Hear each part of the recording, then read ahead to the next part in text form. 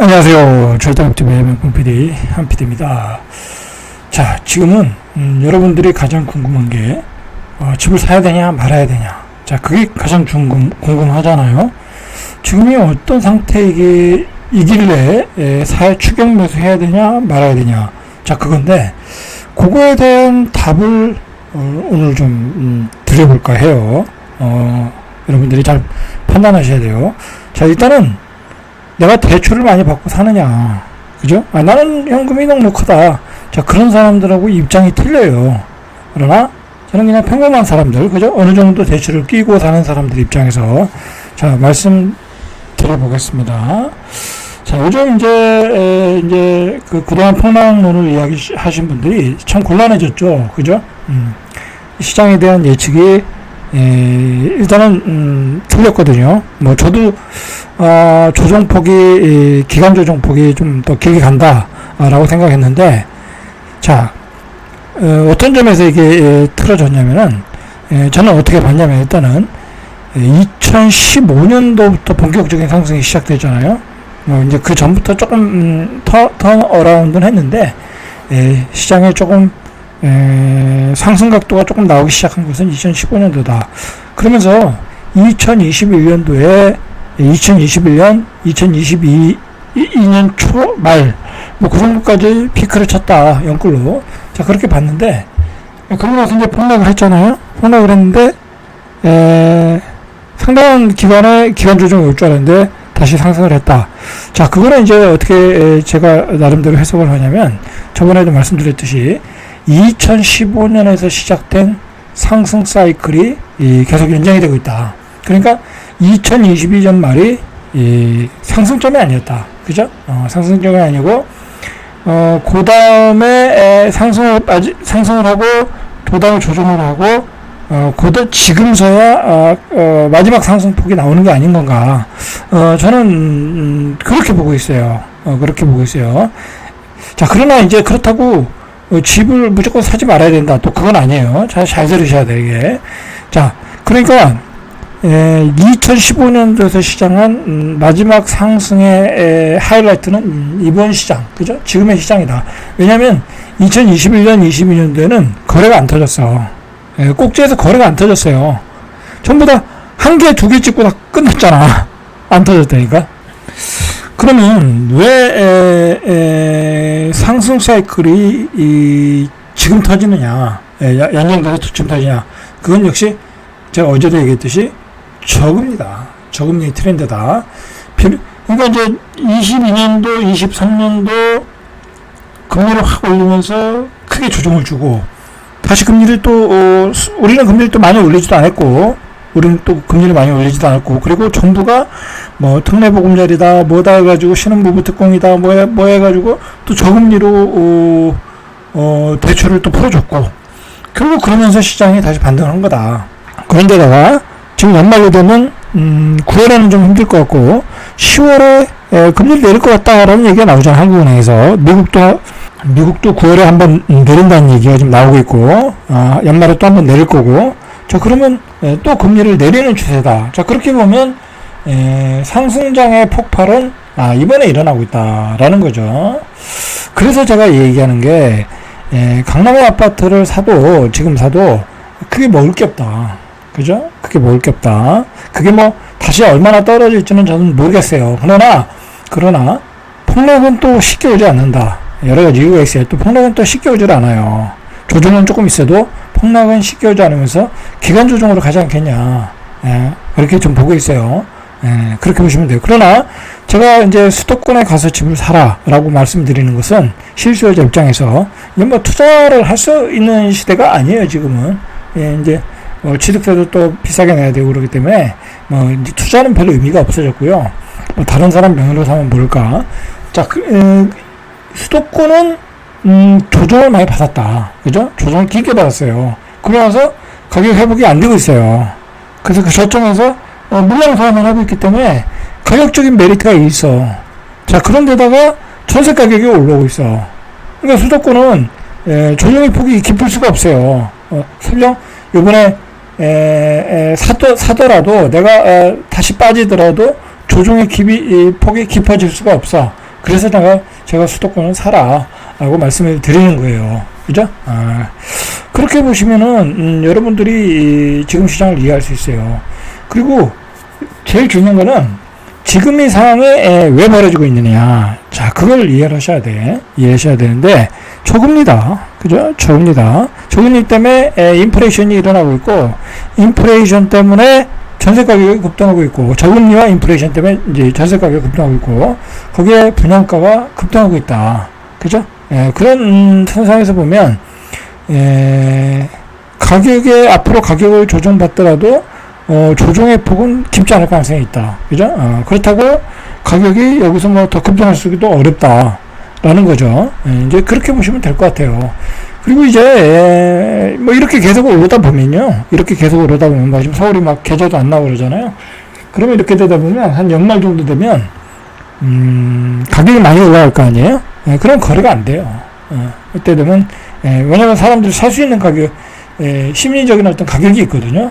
그때 되면 가격이 이제 거래가 안 돼. 그렇게 되면 어떻게 되냐면 더 수도권으로 가게 되는 거죠. 그죠? 더 싼 걸 찾아서 가게 되고, 그 다음에 분양으로 또 생각을 바꾸게 되고, 그렇게 된 거다라고 보시면 될 것 같아요. 자, 또 이게 여러분들 이걸 한번 보세요. 이게 국토종합계획 4차에 나온 이제 글인데, 자 보세요. 여기서 나온 그 자료를 보면, 자 이게 이제 2040년도까지 국토종합계획이거든요. 국토종합계획. 지금 우리가 어떤 상황에 있고 어떤 과제를 안고 어떤 정책을 필 것인가라는 걸 전반적인 것을 짠 거죠. 국토종합계획이라는 게. 자 이렇게 보시면은 제가 왜 이야기를 하는지 뒤에서 말씀드릴게요. 소득과 자산의 양극화가 커지면서 이제 우리 국가에서도 그렇게 보고 있는 거예요. 소득과 자산의 양극화가 커진다. 여러분, 저금리 때문에 커지는 거예요. 저금리 때문에. 그리고 계층 간의 양극화 등이 사회 문제로 확대되고 공정에 대한 요구가 증대할 것이다. 이렇게 전망을 하고 있어요. 2040년도까지. 지금 그런 일이 지금 벌어지고 있잖아요. 그죠? 소득과 자산의 양극화, 세대 간의 갈등. 그죠? 우리 세대 때는 부동산을 다 가지고 있었고 추가로 또 부동산을 사서 자산을 많이 늘렸는데 지금 젊은 애들은 집을 사지도 못하고 분양받지도 못하고 결혼도 못하고 있잖아요. 그죠? 거기다가 연금까지 내라고 하니까 얼마나 열받겠어요. 받지도 못할 연금까지 내라고 하니까. 자, 그래서 그런 원인이 뭐냐. 이 국토종합계획 4차에 나온 이야기하면 이게 중요한 얘기예요. 이게 이제 2017년에 나온 얘기거든요. 자, 그래서 2017년에 쓴 글이에요. 이때 이제 국토종합계획을 만든 거니까 문재인 정부 때 전 국민의 32.6%가 토지를 소유하고 있다. 그러니까 10명 중에 3명이 토지를 소유하고 있는데 토지 소유 상위 10%가 전체 사유지의 77%를 가지고 있다. 10%가. 그죠? 10%가 77%를 가지고 있고 토지 소유 1%가 31.7%를 가지고 있다. 이거 심각한 거죠. 그죠? 1%가 31.7%를 소유하고 있다라는 거야. 그죠? 자, 왜 이야기를 했겠어요? 부동산 가격이 이렇게 되면은, 물론 이제, 뭐, 쓸모없는 땅들, 뭐 지방 소멸되는 것들, 그런 땅들은 아무 의미가 없어요. 가지고 있어봤자. 그죠? 이제, 지방 땅들은 지방 소멸 시대와 발맞춰 거래가 안 돼요. 여러분들 지방에 있는 땅을 빨리 팔아야 돼. 알고 보면. 지방에 있는 땅, 지방에 있는 건물. 그러나 서울 수도권에 있는 땅들은 그렇지 않잖아요. 그죠? 자, 그런 땅들을 2%가 31.7%가 점유하고 있어. 가지고 있어. 이러니까 이게 부동산 가격이 안 올라가겠습니까? 이렇게 되면 우리가 아파트 분양받을 때 분양가가 떨어지기가 쉽지 않아요. 인플레이션도 있고 그리고 토지도 소수가 독점하고 있고 쉽지 않아요. 제가 그래서 이야기를 한 거예요. 그래서 서울 수도권의 부동산 가격이 쉽게 떨어지기도 어렵다. 이 구조를 보면 제가 그래서 이 이야기를 이 자료를 가지고 온 거예요. 그죠? 그래서 여러분들 지금은 무리하게 추격면서 하지 않더라도 적정한 가격이면 뭐 내가 생각하기에 적정한 가격이면 가서 사셔야 되고 앞으로 조정을 받으면은 여러분들 이제 집을 사셔야 돼. 서울 수도권이라고 하면 이게 쉽게 떨어지기도 어려운 상황이야. 그리고 어제도 얘기했듯이 이제는 주거의 질을 올려서 살아야 된다는 게 모든 사람의 그 표준화가 돼 있어요. 목표가 돼 있어요. 그게 삶의 지향점이야. 그죠? 여러분들 요즘 집을 보러 오잖아요. 아이들하고 집을 보러 오잖아요. 요즘엔 아이들하고 다 같이 와요. 특히 중학생, 고등학생. 그러면 그 선택권이 중학생, 고등학생한테 있는 경우가 많아요. 아버지 나 여기 사는 게 마음에 들어. 여기 집은 지저분해. 여기는 에어컨 없어. 그러면 걔들의 말을 따를 수밖에 없어. 여긴 학교하고 멀어. 그러면 걔들 말을 따를 수밖에 없어. 근데 걔들의 눈높이가 높잖아요. 그죠? 이제 그런 것도 중요하다. 자, 이것도 역시 국토종합계획에 나온 얘기예요. 이게 2018년 기준이에요. 근데 이게 2024년도니까 더 올라갔겠죠? 자, 수도권의 인구 집중도 추이를 보세요. 2018년 기준으로 49.7%야. 지금은 51.7% 그 정도 되겠죠? 거의 51%야. 전 국민의 52%가 서울 수도권에 몰려있다. 그죠? 그 땅의 1%는 1%가 31%를 가지고 있다. 자, 그렇게 된 거예요, 지금 상황이. 자, 그리고 경제활동 집중도를 보세요. 이게 뭐냐면 말 그대로 여기서 경제가 일어나는 거고 여기서 소비가 일어나는 거고 여기에 직장이 많은 거고 그런 거예요. 자, 매출의 100대 기업을 중심으로 보니까 수도권의 경제활동 집중도가 2018년 기준으로 78%야. 이거 더 올라갔겠죠? 그죠? 80%가 지금 넘겠죠? 자, 그러니까 앞으로는 서울 수도권이 이게 더 몰릴 수밖에 없어요.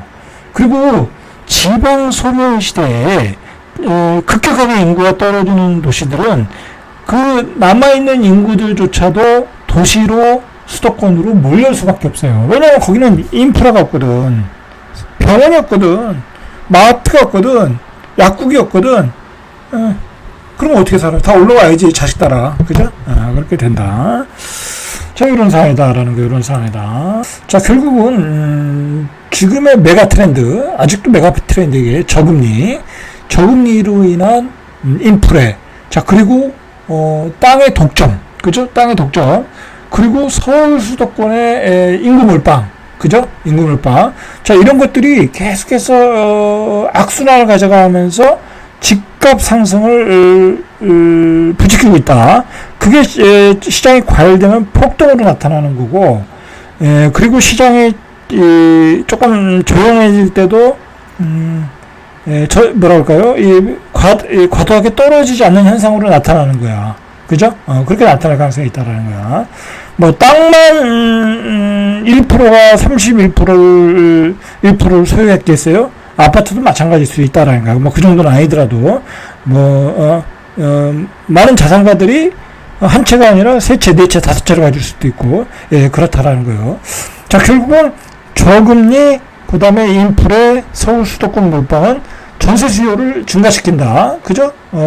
그 중에 역세권 신축은 더 증가할 거다. 그죠? 이런 지역들의 전세 가격은 계속 올라갈 거다. 그죠? 이 전세 가격이 올라가면 결국은 집값이 올라가고, 집값이 올라가면 분양 가격도 폭등할 것이다. 이 분양 가격의 반이 뭐예요? 땅값이잖아요. 그죠? 자, 우리가 직면하고 있는, 우리가 마주보고 있는 현실이 이렇다라는 거야. 그렇기 때문에 서울 부동산의 시세를 우리가 정상적인 경제 성장이라고 하면 근데 잃어버린 30년이 되어버린다. 자, 그러면은 조금 이제 하향 추세가 될 수 있지만은 이런 추세라고 하면 서울 수도권의 집값이 조정이 오더라도 크게 오지 않을 수 있다라는 거예요. 그죠? 물론 이제 강남은 조금 다른 점이 있겠지만 너무 이제 과도하게 올라왔기 때문에 과연 저 가격이 유지가 될 수 있는지 없는지는 또 우리가 지켜봐야 될 사항이에요. 그죠? 강남의 특수성이 있으니까. 자, 이걸 보세요. 올해 서울 아파트를 주도한 마용성과 강남인데, 자, 이 국회에서 국회의원이 자료조사를 해보니까 마용성과 강남의 46%는 갭 투자를 했다라는 거야. 그럼 뭐예요? 전세 끼고 샀다라는 거야. 전세 끼고. 자기 자식들을 위해서, 본인을 위해서. 그죠? 전세 끼고 샀다라는 거야. 40억이면 20억 전세 끼고 20억 현금 가지고 와서 샀다라는 거예요.